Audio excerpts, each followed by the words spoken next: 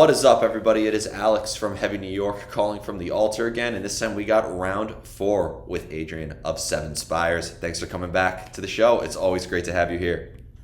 My pleasure. Thanks for having me. Yeah, it's always an honor to be able to talk with you. It's because every time I speak with you, there's always something exciting happening, whether it would be the first time I spoke with you, I believe we were talking about the Solveig album or maybe even the release of Emerald Seas. And then the second time was very exciting because we were entering lockdown right after the Insomnium gig entered.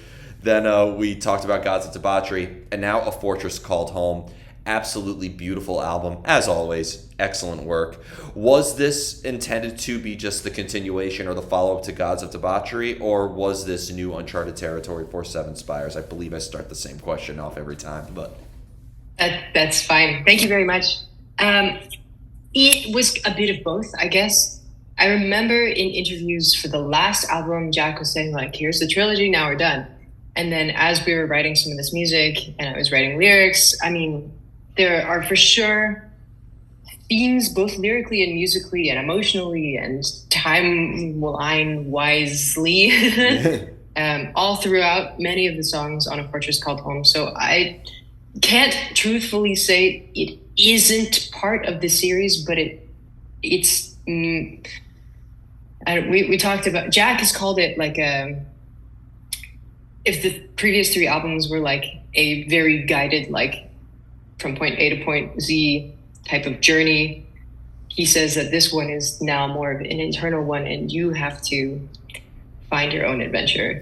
Well, I have been calling it a spiritual successor, but also after watching some like the Windmill Full of Corpses reaction videos about the album, about the lyrics and stuff, they're like, this is for sure part of it. And I also don't disagree with that.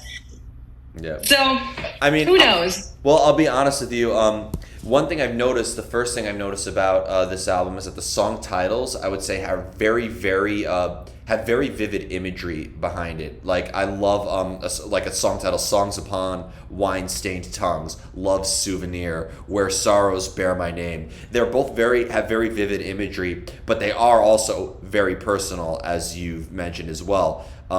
Was this all, like, this internal concept or this internal results, if you will, of these songs, was this based off of emotions that you and everybody else in the band were feeling at that time, or is this also maybe kind of like an external metaphor, or more or less exploring something outside of who you are? Good question.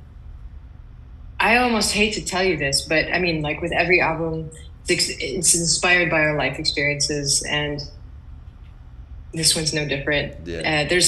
I hate to tell you this because there's so much like pain and like deeply personal stuff. It's almost like embarrassing. I feel like I'm naked in front of the world with some of these songs. But and to be honest, like starting the interview process, like over the last couple of months, talking about these songs was like I had like a vulnerability hangover after every single one. Yeah. But you know, like it's good to like at least talk about the core feeling of something and then just embellish it.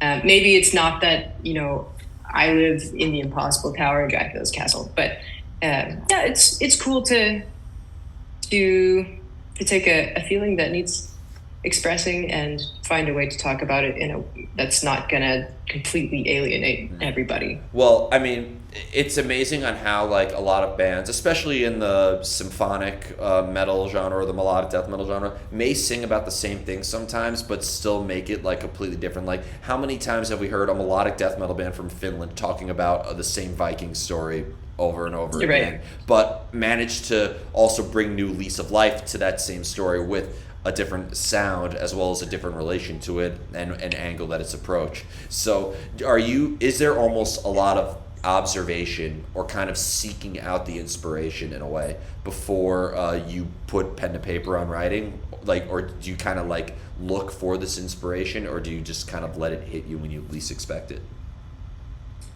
Also a great question. I think I observe myself and I observe the world and I enjoy intake of media, all kinds of poetry, films, whatever, also other music. And that becomes, the lens through which I see the world. And I think that's what gives every artist their own take and own relationship to a topic that everybody knows. Yeah. So Yeah, because I still think one of the best opening lines and I probably have told you about this every interview that we've done, but I still think "Succumb" is one of the best songs like in this genre ever. Like, and to open up with the line "Destiny's a funny girl, she took me by surprise," that is so unique. Based on what we were talking about before we started rolling, Destiny really is funny in that regard, and how just one turn in life can really alter everything. So it seems like Dracula's Tower, like the Impossible Tower or the Emerald Necklace in a way, do serve as an icon to demonstrate something even more broad. Or maybe I'm just over analyzing the hell out of your music.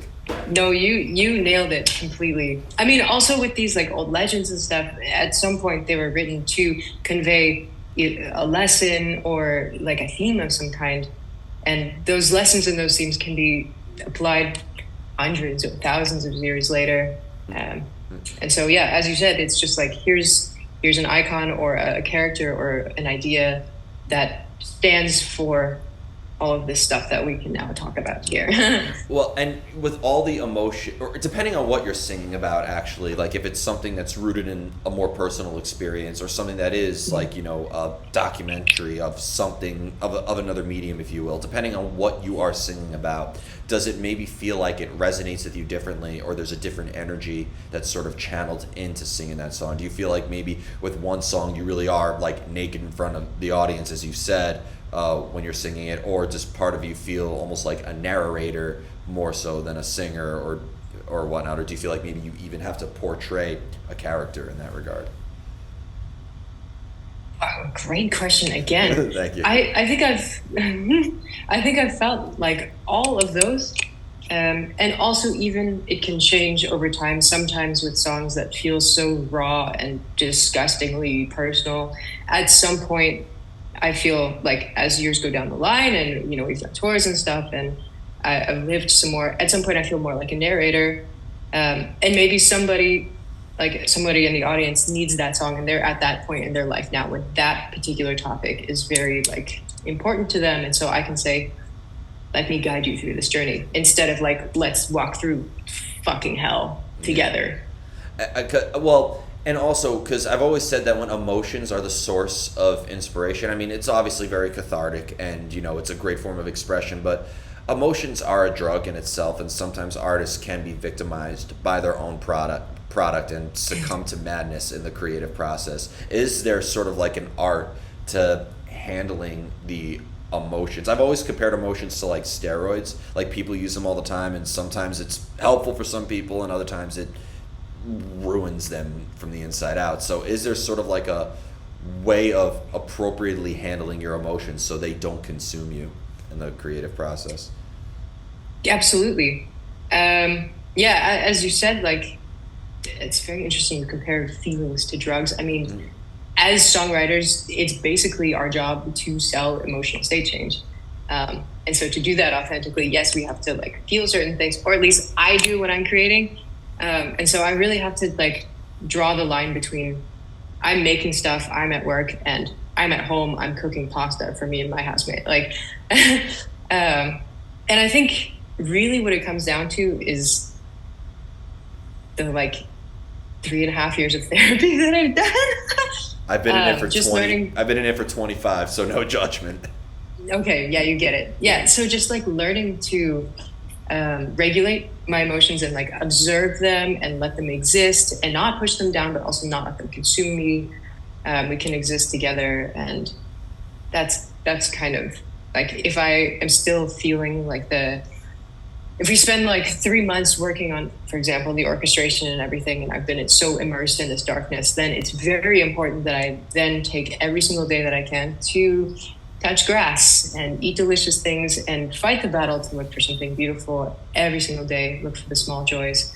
And this can be hard too, because when, and I'm not saying anything about anybody that I work with, it's just, this is the sort of reality of it. Most people I know, I would say everybody has a piece of the darkness in them. And when this topic is so out there because we're creating stuff about it, it can be difficult to everybody remove ourselves from that now, so we're not like re-immersing ourselves in it. Yeah. So we all have to kind of like take care of ourselves and each other at the same time. But when you have to, replicate that song live, do you almost have like? Because I've always said that emotional spark, you can't replicate that. There's no way to replicate it. But you sometimes have to take multiple takes of the same song, and then there's also the matter of replicating it live. So how do you sort of put yourself in that same emotional headspace to repeat the same song or play the song again multiple nights in a row? That's also a good question. I think live, at least I've heard Jack talk about this. He says it's more of like, there's the technical aspect of making sure you execute the song well, but then he also has said something like, he feels that it's his job as the person on the stage to create the safe space for me and also our audience to go through those feelings together.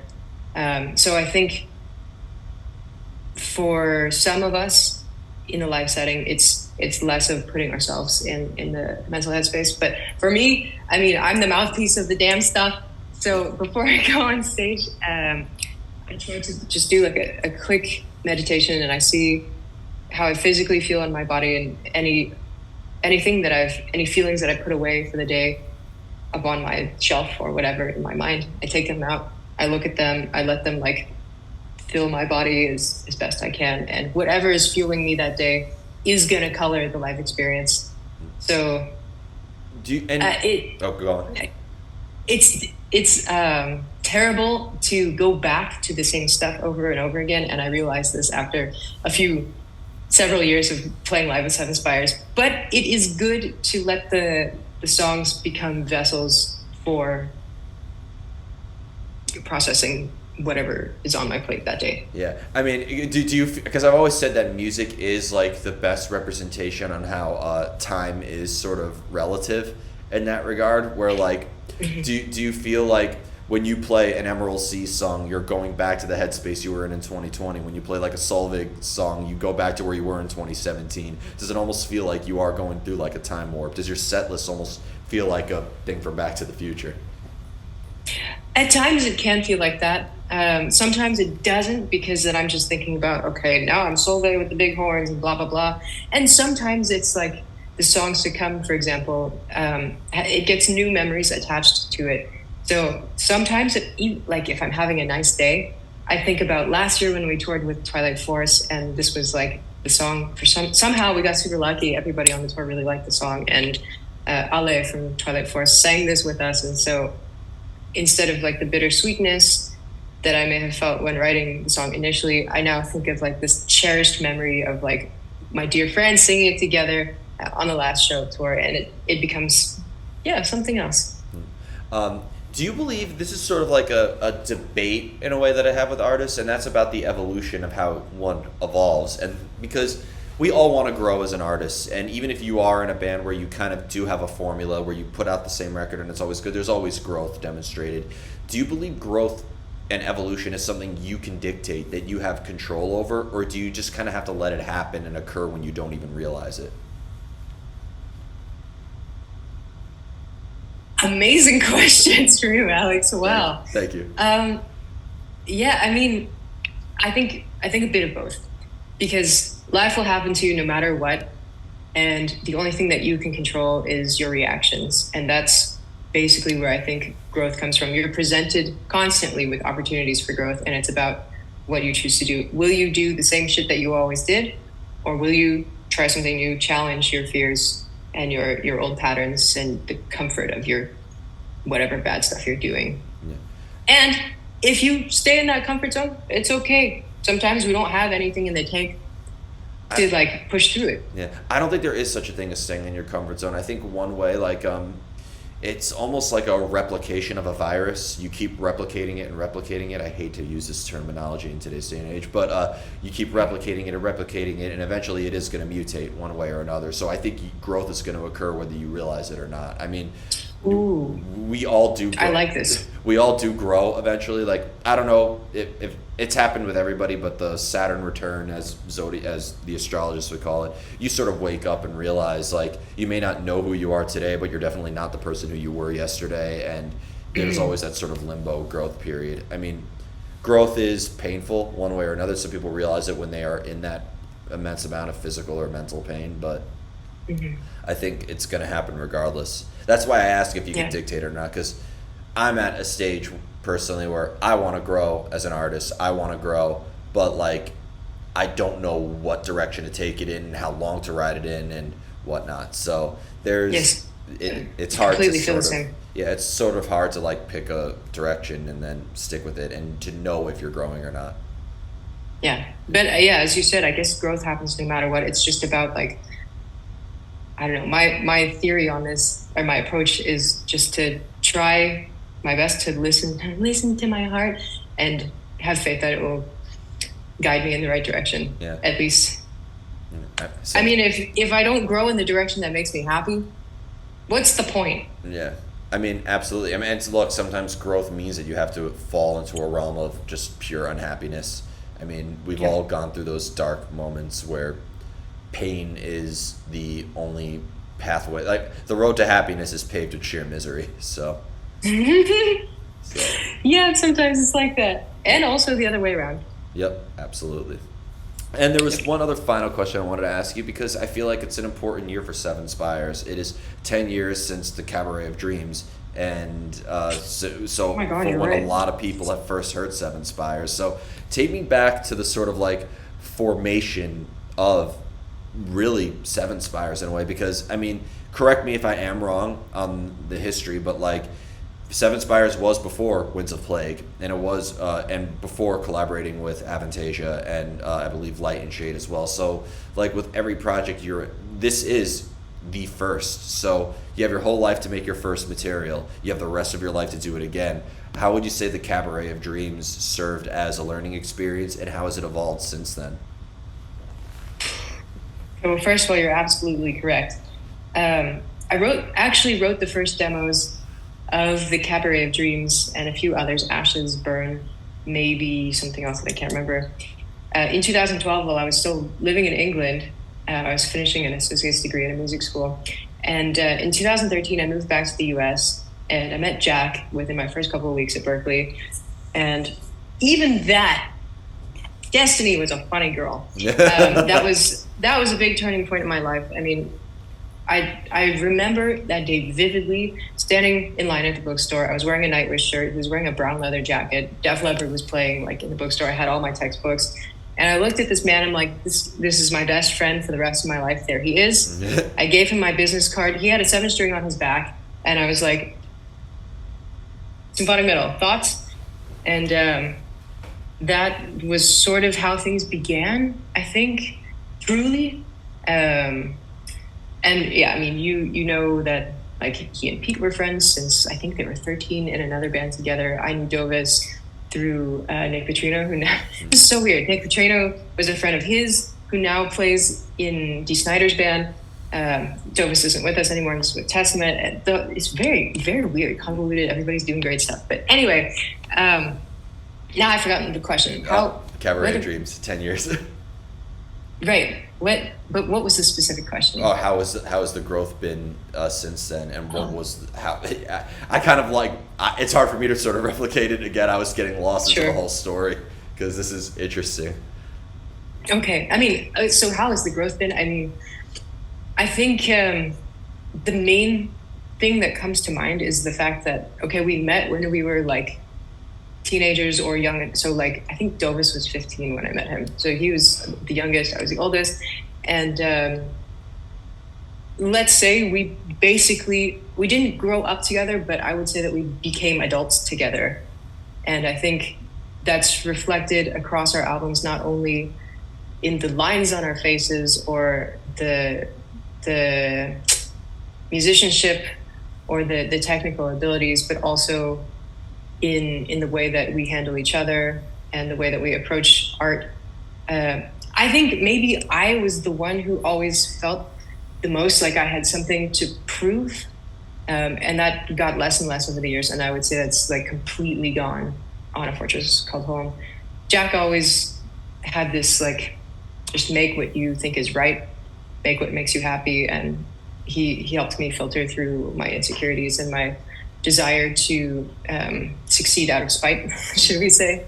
Um, and I think the growth is probably in the absolute honesty and authenticity in the art that we make now. There is such a sense of friendship. When I first interviewed you at the Kingsland show, I was interviewing like all three of you, and like I did have, there was such a great essence of friendship that just made the whole vibe of the interview really just a fun experience. And that's something that I've always found excellent about a Seven Spires show. It is the sound of symphonic friendship, if you will, and but and I think that that is very beautiful because you all are continuing to make amazing music with Seven Spires, and you all are doing amazing things. I think the work that you've done with Winds of Plague is incredible. I think it's really incredible on how every member has gone off to do impressive things as well and bring new stuff into Seven Spires. I think growth and also you mentioned too, like you didn't grow up together, but you became adults together. I think that that is more impactful in a way.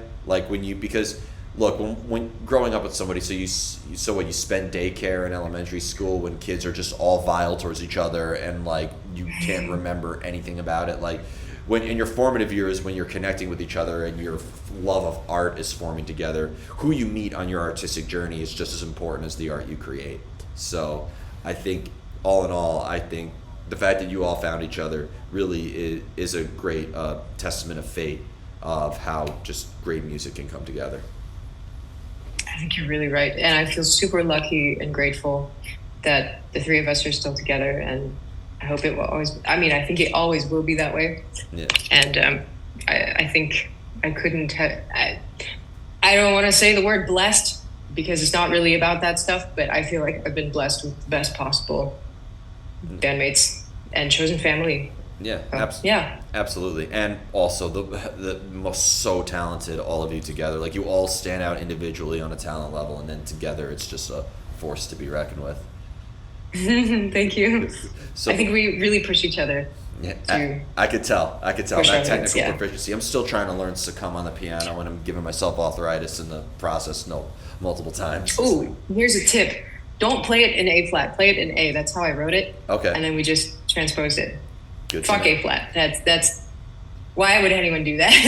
I wish I would have known that in the last couple times I interviewed you, but hey, works to the better. No, it's all good. It's all good. It's all good. I just fucked up my hand. It's now I get it. So before we go, I want to thank you so much for your time, and as always, thank you for continuing to give us amazing new music. Just with the release of A Fortress Called Home, anything else with Seven Spires that you're allowed to talk about at this moment, of course, that you'd like to promote?